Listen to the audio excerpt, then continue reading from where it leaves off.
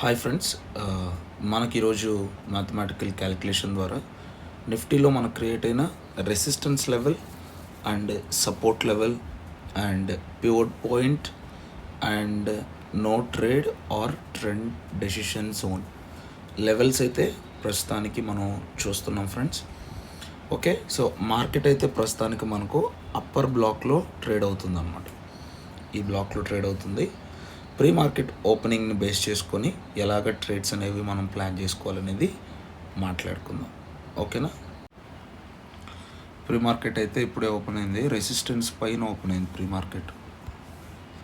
Okay, so ఇక్కడ కానీ next candle support తీసుకుంటే మాత్రం అప్ సైడ్ ట్రేడ్స్ని మనం ఎంకరేజ్ చేయొచ్చు. లేదు, ఒకవేళ మార్కెట్ అనేది ఈ రెసిస్టెన్స్ని బ్రేక్ చేసి క్యాండిల్ క్లోజింగ్ డౌన్ సైడ్ వస్తే ఇక్కడ ఒక డౌన్ సైడ్ ట్రెండ్ని మనం ప్లాన్ చేయొచ్చు. ఫస్ట్ 5 minutes క్యాండిల్ ఎలాగ క్లోజింగ్ ఇస్తుంది అనే దాన్ని బేస్ చేసుకొని మనం ట్రేడ్స్ని ఇనిషియేట్ చేసుకోవాలి. First point. సెకండ్ పాయింట్ వచ్చేసరికి మనకు ట్రెండ్ డెసిషన్ జోన్కి మార్కెట్ అప్ సైడే ఉంది కాబట్టి, సో ఈ అప్ సైడ్ మార్కెట్ మనం ఏమైనా మాట్లాడుకుంటాం అంటే బుల్లిష్ అండ్ ట్రెండీ మార్కెట్ అని మాట్లాడుకుంటాం. ఓకేనా, సో ఒకవేళ మనకు నెక్స్ట్ 5 minutes క్యాండిల్ ఏదైతే ఉందో ఈ రెసిస్టెన్స్ అబోవే క్యాండిల్ క్లోజ్ అయింది అంటే ఒక స్మాల్ ట్రేడ్ మనం అప్ సైడ్కి ప్లాన్ చేసుకోవచ్చు. ఓకే, ఈ పాయింట్స్ నోట్ చేసుకోండి. యాజ్ పర్ దట్ ట్రేడ్స్ని ఇనిషియేట్ చేసుకోండి. ఫ్రెండ్స్, మనకు ఓపెన్ అయింది వచ్చేసరికి మార్కెట్ ఈరోజు గ్యాప్ అప్ సినారియోలో ఓపెన్ అయింది అనమాట. ఓకేనా, so gap up scenario open అయితే మనకు 2 పీ ట్రేడ్స్ ఒక సి ట్రేడ్ అనేది చేసుకునే ఆపర్చునిటీ ఉంటుంది. అండ్ మనం ఎక్కువ చూడాల్సింది పిఈ ట్రేడ్ ఆపర్చునిటీ కోసం అనమాట.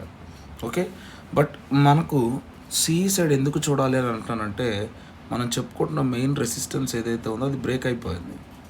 ఓకే, దీనిపైన మార్కెట్ బుల్లిష్ అండ్ ట్రెండీగా ఉండడానికి ఛాన్స్ ఉంది. బట్ యాజ్ పర్ మార్కెట్ ఓపెనింగ్ని చూస్తే మాత్రం అది గ్యాప్ అప్లో ఓపెన్ అయింది కాబట్టి మార్కెట్కి హై పాసిబిలిటీస్ ఏంటి అంటే డౌన్ సైడ్కి రావడానికి హై పాసిబిలిటీస్ అన్నమాట. ఓకే, సో ఒకవేళ మనం పీ ట్రేడ్స్ని ప్లాన్ చేసుకోవాలంటే ఎక్కడ ప్లాన్ చేసుకోవాలి? 24,140 ఈ రెసిస్టెన్స్ ఉంది కదా, ఈ రెసిస్టెన్స్ కింద క్యాండిల్ కానీ క్లోజ్ అయ్యింది అని అంటే ఓకేనా, ఇక్కడ పీ ట్రేడ్స్ని మాత్రమే ప్లాన్ చేసుకోవాలి. ఓకే, ఎర్లీగా వెళ్ళొద్దు. ఈ రెసిస్టెన్స్ బ్రేక్ అయినప్పుడే పీ ట్రేడ్ని ప్లాన్ చేసుకోండి ఫ్రెండ్స్. ఓకేనా, సో సి ట్రేడ్ ఎక్కడ ప్లాన్ చేసుకోవాలి దాని గురించి మాట్లాడుకుందాం.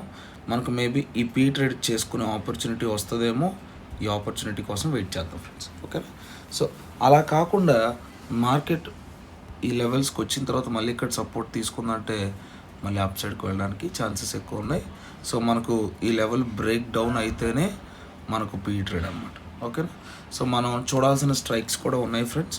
ఓకేనా, చూడండి 24,200 కాల్ ఏదైతే ఉందో, సో ఈ కాల్ స్ట్రైక్ అండ్ 24,200 పుట్ కూడా ఉంది. ఈ రెండింటిని చూడండి. సో మనం పుట్ సైడ్ వెళ్ళాలి అని అనుకుంటే 205s ఏవైతే ఉన్నాయో సో అవి బ్రేక్ అయ్యి ప్రాపర్గా క్యాండిల్ క్లోజింగ్ అనేది మనకు రావాలన్నమాట.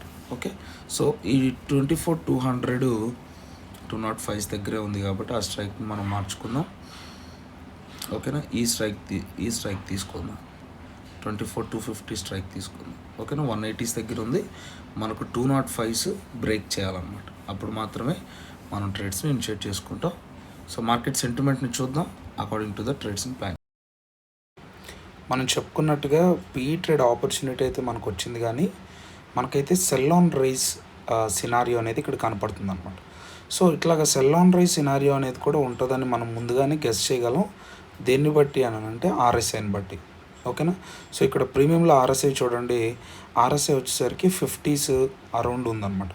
సో మనం 40 to 60 మధ్యలో ఉంటే ఆర్ఎస్ఐని మనం సైడ్ వేస్తో మనం ఇండికేట్ చేస్తాం అన్నమాట. సో సైడ్ వేస్లో ఆర్ఎస్ఐ అనేది మనకి ఇండికేట్ చేస్తున్నప్పుడు ఇలాగ సెల్ ఆన్ రైజే ఉంటుంది కాబట్టి according to that stop losses and trades మనం ప్లాన్